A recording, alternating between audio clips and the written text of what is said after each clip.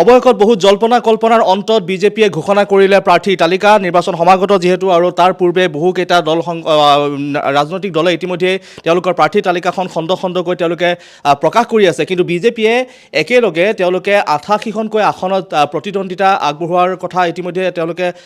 প্ৰকাশ কৰিছে তালিকা প্ৰকাশ কৰিছে আৰু এখন সিট অৰ্থাৎ এখন আসনৰ বাবে তেওঁলোকে এতিয়া ঘোষণা কৰা নাই আৰু সেই কথা ইতিমধ্যে দিলীপ শইকীয়াই মন্তব্য প্ৰকাশ কৰিছে চিচিবৰ গাঁও তেওঁলোকে প্ৰাৰ্থী ঘোষণা কৰা নাই কিন্তু আজি কিছু সময় পূৰ্বে যেহেতু যিখন তালিকা প্ৰকাশ কৰিলে বিজেপিয়ে সেই তালিকাখন আমি আপোনালোকক বৰ্তমান জনাব বিচাৰিম গতিকে এইবাৰ বিজেপিৰ যিখন তালিকা প্ৰকাশ কৰা হৈছে সেইখন যথেষ্ট আচলতে ইণ্টাৰেষ্টিং এক দেখিবলৈ পোৱা গৈছে যথেষ্টখিনি ইণ্টাৰেষ্টিং আছে ইয়াতে কেইবাগৰাকীও নতুন মুখ তেওঁলোকে প্ৰাধান্য দিছে মহিলা কেইবাগৰাকীও তেওঁলোকে প্ৰাধান্য দিছে তাৰোপৰি পূৰ্বৰ কেইবাগৰাকীও যিকেইগৰাকী আচলতে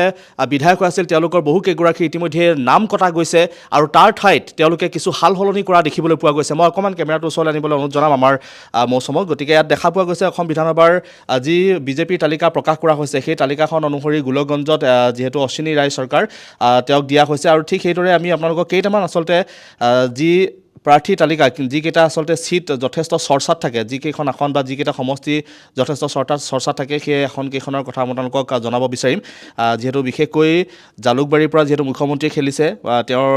যিহেতু টিকট লাভ কৰিছে তেওঁ প্ৰতিদ্বন্দ্বিতা আগবঢ়াব সেই কথা ইতিমধ্যে কৈছোঁ তাৰোপৰি আমি যদি উজনিলৈ চাব যাওঁ তেতিয়াহ'লে উজনি তিনিচুকীয়াত এইবাৰ পুলক গোহাঁইক দিয়া হৈছে পুলক গোহাঁইক তেওঁ নতুন এখন মুখ তেওঁ বিজেপিৰ পৰা দীৰ্ঘদিন বিজেপিৰ সৈতে জড়িত আৰু বৰ্তমান তেওঁ প্ৰতিদ্বন্দ্বিতা আগবঢ়াব তিনিচুকীয়াত পূৰ্বতে আছিলে বিধায়ক সঞ্জয় কিষাণ গতিকে সঞ্জয় কিষাণক এইবাৰ কিছু সাল সলনি কৰিছে তিনিচুকীয়াত এইবাৰ পুলক গোহাঁইয়ে প্ৰতিদ্বন্দ্বিতা আগবঢ়াব আৰু কংগ্ৰেছত যিহেতু ডেভিড ফুকন উঠিছে আৰু সমান্তৰালকৈ চাবুৱা লাহোৱাল আগতে যিহেতু লাহোৱাল সমষ্টি আৰু চাবুৱাল সমষ্টি বেলেগকৈ আছিল এইবাৰ যিহেতু দুটা একলগ কৰি দিয়া হৈছে আৰু তাৰ পৰা প্ৰতিদ্বন্দ্বিতা আগবঢ়াব বিনোদ হাজৰিকাই আৰু সমান্তৰালকৈ ডিব্ৰুগড় প্ৰশান্ত ফুকন তেওঁ পূৰ্বতেও প্ৰশান্ত ফুকন চিটিং MLA গতিকে খোৱাঙত এইবাৰ চক্ৰধৰ গগৈৰ সৈতে তেওঁ এবাৰ প্ৰতিদ্বন্দ্বিতা আগবঢ়াইছে অসম জাতীয় পৰিষদৰ লুৰিণজ্যোতি গগৈ গতিকে দেখা পোৱা গৈছে দুলীয়াজান সমষ্টি যদি চাবলৈ যাওঁ দুলীয়াজান সমষ্টিৰ ৰামেশ্বৰ তেলী পূৰ্বতে যিহেতু তেৰছ গোৱালা আছিলে তেৰছ গোৱালাৰ বিৰুদ্ধে বহু অভিযোগ দুলীয়াজান সমষ্টিবাসীয়ে অৰ্থাৎ অভিযোগ কৰিছিল কোনো ধৰণৰ কাম হোৱা নাই গতিকে এইবাৰ দুলীয়াজানত ৰামেশ্বৰ তেলীক প্ৰাৰ্থী হিচাপে আগবঢ়াই দিছে ঠিক সেইদৰে টিংখঙত বিমল বৰা তেওঁ পূৰ্বেও যিহেতু বিধায়ক গতিকে নাহৰকটীয়া তৰংগ গগৈ আছে ঠিক সেইদৰে বহুকেইটা সমষ্টিত আচলতে পূৰ্বৰ কিছু বিধায়কক ইফাল সিফাল কৰি কিছু সাল সলনি কৰা দেখিবলৈ পোৱা গৈছে আনহাতে তিতাবৰ সমষ্টি যদি চাওঁ তিতাবৰ সমষ্টিত ধীৰাজ গোৱালা তেওঁ আটছাৰ পৰা গৈ তেওঁ বিজেপিত যোগদান কৰিছিল তেওঁ প্ৰতিদ্বন্দ্বিতা আগবঢ়াব ধীৰাজ গোৱালাই তিতাবৰৰ পৰা আৰু মৰিয়নিৰ পৰা যিহেতু ৰূপজ্যোতি কুৰ্মী আৰু এইফালে জ্ঞানশ্ৰী বৰা যিহেতু ৰাইজৰ দলৰ হৈ জ্ঞানশ্ৰী বৰাই এইবাৰ প্ৰতিদ্বন্দ্বিতা আগবঢ়াব গতিকে যুঁজখন যথেষ্ট এক আচলতে চাবলগীয়া হ'ব নিৰ্বাচনী যুঁজখন তিতাবৰ সমষ্টিয়ে হওক বা এইফালে মৰিয়নি সমষ্টিয়ে হওক গতিকে আৰু সমান্তৰালকৈ আৰু এটা কথা উল্লেখ কৰিব লাগিব যে বিজেপিত যোগদান কৰিয়ে প্ৰদ্যুৎ বৰদলৈ ইতিমধ্যে প্ৰাৰ্থিত্ব অৰ্থাৎ লাভ কৰিছে অৰ্থাৎ তেওঁ প্ৰতিদ্বন্দ্বিতা আগবঢ়াব দিছপুৰ সমষ্টিৰ পৰা গতিকে দিছপুৰ সমষ্টিটোক লৈ বহু কেইগৰাকী পূৰ্বৰ যি বিধায়ক আছে বা যি বিজেপি কৰ্মী আছে বহুতে আশা কৰি আছিল দিছপুৰ সমষ্টিৰ পৰা প্ৰতিদ্বন্দ্বিতা আগবঢ়োৱাৰ বাবে কিন্তু হঠাৎ ৰাজনৈতিক পথ পৰিৱৰ্তন ঘটা দেখিবলৈ পোৱা গ'ল কংগ্ৰেছৰ পৰা অৰ্থাৎ লোকসভাৰ সাংসদ প্ৰদ্যুৎ বৰদলৈ ত্যাগ কৰি তেওঁ বিজেপিত যোগদান কৰিলে আৰু ঠিক সেইমতে মুখ্যমন্ত্ৰী হিমন্ত বিশ্ব শৰ্মাই যি যেনেধৰণে কৈছিল যদিহে তেওঁ যোগদান কৰে বিজেপি তেতিয়াহ'লে তেওঁৰ বাবে এখন আসন সংৰক্ষণ কৰা হ'ব আৰু তাৰ পাছতে ৰাজনৈতিক জগতত এক চৰ্চাৰ বিষয় হৈ পৰিছিল যে দিছপুৰৰ পৰা তেখেতে টিকট লাভ কৰিব আৰু সেয়াই অৱশ্যে সত্য প্ৰমাণিত হ'ল আৰু এইবাৰ দেখিবলৈ পোৱা গ'ল প্ৰদ্যুৎ বৰদলৈ ঠিক সেইদৰে দিছপুৰৰ পৰা প্ৰতিদ্বন্দ্বিতা আগবঢ়াব কিন্তু এই যুঁজখনো কিন্তু যথেষ্ট চাবলগীয়া হ'ব নিৰ্বাচনী যুঁজখন দিছপুৰ সমষ্টিৰ পৰা কাৰণ দেখা পোৱা গৈছে যে পূৰ্বৰ সতীৰ্থ মীৰা বৰঠাকুৰ যিহেতু কংগ্ৰেছৰ পৰা প্ৰতিদ্বন্দ্বিতা আগবঢ়াব দিছপুৰ সমষ্টি মীৰা বৰঠাকুৰে আৰু বিজেপি প্ৰদ্যুৎ বৰদলৈ দুয়োগৰাকী কিন্তু যুঁজখন চাবলগীয়া হ'ব ঠিক সেইদৰে মহিলাৰ কথা যদি সোধা যায় কেইবাগৰাকীও মহিলাক নতুন মুখ দিয়া হৈছে মই অপৰ্মিতাৰ কাষলৈ যাব বিচাৰিম অপৰ্মিতা মোৰ সহযোগী গতিকে অপৰ্মিতাই জনাব কেইবাগৰাকীও মহিলা যিহেতু প্ৰাৰ্থিত্ব প্ৰদান কৰা হৈছে অপৰ্মিতা अभी जो बीजेपी का लिस्ट निकाला है वो देखा जा रहा है कि महिला को स्थान दिया गया है हाँ तो पहले हमारे मुख्यमंत्री हिमंत बिस्व शर्मा ने कहा था कि इस बार जब भाजपा इलेक्शन में जाएगी तो एक मिक्स बैग होगा नए पुराने दावेदार तो होंगे उनके साथ होंगे नए चेहरे और महिला कैंडिडेट्स तो हम लोग देख सकते हैं इस बार बीजेपी ने 6 महिला को स्थान दिया है। उनमें से है माधवी दास जो बीर सिंह जड़ुआ से कंटेस्ट करेंगी, फिर है चमारिया से है ज्योत्सना कलिता, हाँ, फिर नीलिमा देवी है मंगलदोई से, और गोलाघाट से अजंता नियोग, और नीसो तेरांगपी है दीपू से, और रूपाली लांगथासा है हाफलॉन्ग से। तो हम लोग देख सकते हैं कि अभी तक तो 88 कैंडिडेट्स अनाउंस हुए हैं, एक और बाकी है शायद, हम लोग को पता नहीं है अभी तक भी, लेकिन 88 कैंडिडेट्स में से 6 कैंडिडेट्स है वुमेन कैंडिडेट्स। हाँ, और वो भी नया मुंह देखने को मिल रहा है। अजंता नेयोग वो काफ़ी फेमस है, वो फिलहाल मंत्री भी है। तो अभी जो नया वाला दिख रहा है, तो उनमें से कितना नाम बोला था आपने? 5 वुमेन्स आई थिंक।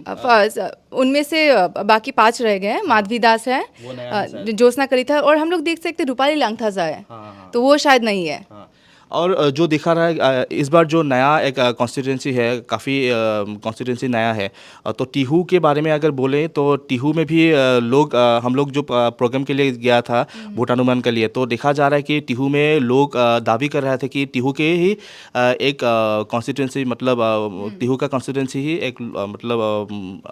उनको टिकट मिले। तो अभी दिख रहा है किसको मिल रहा है? चंद्रमोहन पाटवारी को मिला है, हाँ, टीहू को। तो आप लोग जब वहाँ पे गए थे, आप लोगों ने क्या सोच, मतलब उनका नाम क्या उल्लेख किया गया था? उनका नाम तो उल्लेख किया नहीं था, लेकिन टीहू के ही होना चाहिए जो टीहू को समझ सके, वो ऐसे ही बोल रहा था। तो देखा जाए क्या होगा। तो आपको क्या लगता है इस बार कुछ वोट्स में यहाँ वहाँ कुछ हो, वो तो हो सकता है, लेकिन टीहू का वो लोगों का मतलब दावी ही था कि टीहू के ही लोग होना चाहिए।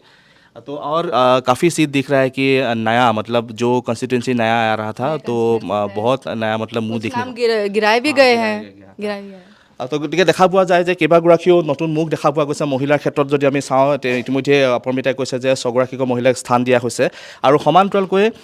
এইবাৰ দেখা পোৱা গৈছে বোকাজান সমষ্টি যিহেতু এবাৰ ST ৰিজাৰ্ভ, আৰু গতিকে সূৰ্য ৰংফাৰ আন এগৰাকী, আৰু বিশ্বজিৎ ফুকন এইবাৰ সৰুপথাৰ পৰা, তেওঁ পূৰ্বেও যিহেতু আছিলে খুমটাইৰ পৰা, যিহেতু শ্ৰী মৃণাল শইকীয়াও যিহেতু এক চিটিং MLA হয়। দেখা যায় যে গতিকে লিষ্টখন যথেষ্টখিনি এক ইণ্টাৰেষ্টিং। গতিকে দেখা পোৱা গৈছে যে বহুকেইগৰাকী নতুন মুখক দিয়া হৈছে। গতিকে দেখা যাওক কি হয়গৈ কি নহয়গৈ। আনহাতে ভূপেন বৰাৰ কথা যদি চাওঁ, ভূপেন বৰাকো যিহেতু টিকট দিয়া হৈছে, ভূপেন বৰা আৰু তেখেতৰ একালৰ সতীৰ্থ যিহেতু ৰাম ভূঞা যিহেতু কংগ্ৰেছৰ পৰা প্ৰতিদ্বন্দ্বিতা আগবঢ়াব। গতিকে দুয়োগৰাকীৰ যুঁজখন কেনেকুৱা হয়, কোনে আচলতে শেষ হাঁহি মাৰিবলৈ সক্ষম হ'ব, কোনে আচলতে বিহপুৰীয়া সমষ্টি আজৰি আনিবলৈ সক্ষম হ'ব, সেয়া কিন্তু এক লক্ষণীয় বিষয় হৈ পৰিব। গতিকে বিজেপিৰ তালিকাখন যদি চোৱা যায়, তেতিয়াহ'লে সঁচাকৈ মুখ্যমন্ত্ৰীয়ে কোৱাৰ দৰে পূৰ্বৰ বহুকেইগৰাকী আছে ইতিমধ্যে। আৰু তাৰোপৰি মই এতিয়া বৰ্তমান কেইবাগৰাকীও যিহেতু নাম কটা গৈছে, সেই নাম কটা কেইগৰাকীৰ কথা জনাব বিচাৰিম। অতুল বৰাৰ নাম কটা গৈছে। অতুল বৰা যিহেতু এবাৰ টিকট লাভ নকৰিলে। তাৰোপৰি সিদ্ধাৰ্থ ভট্টাচাৰ্যৰ উপৰিও নুমল মমিন, গণেশ লিম্বু, হেমাংগ ঠাকুৰীয়া, তেওঁ পলাশবাৰী সমষ্টিৰ বিধায়ক আছিলে, আৰু অমিয় কুমাৰ ভূঞা, নন্দিতা গাৰ্লোচা, আৰু আনহাতে প্ৰমোদ বৰঠাকুৰ। এই 8গৰাকী বিধায়কৰ নাম কটা গৈছে বৰ্তমান, আৰু তেওঁলোকৰ স্থানত বহুকেইগৰাকী সাল সলনি কৰা দেখিবলৈ পোৱা গৈছে। তাৰোপৰি ডিপ্লু ৰঞ্জনক, যিহেতু চামগুৰি সমষ্টিৰ বিধায়ক আছিল ডিপ্লু ৰঞ্জন, আৰু ডিপ্লু ৰঞ্জন শৰ্মাক বৰ্তমান তেওঁক আনি নিউ গুৱাহাটীত তেখেতক প্ৰতিদ্বন্দ্বিতা হিচাপে আগবঢ়াই দিছে। তেখেতে নিউ গুৱাহাটীৰ পৰা টিকট লাভ কৰিছে। এনেধৰণে বহুকেইখন আসন ইফাল সিফাল কৰা দেখিবলৈ পোৱা গৈছে। তাৰোপৰি বহুকেইখন নতুন মুখ, পুৰণা মুখক সানমিহলি কৰি এইবাৰ বিজেপিয়ে তেওঁলোকৰ প্ৰাৰ্থী তালিকাখন প্ৰকাশ কৰিছে।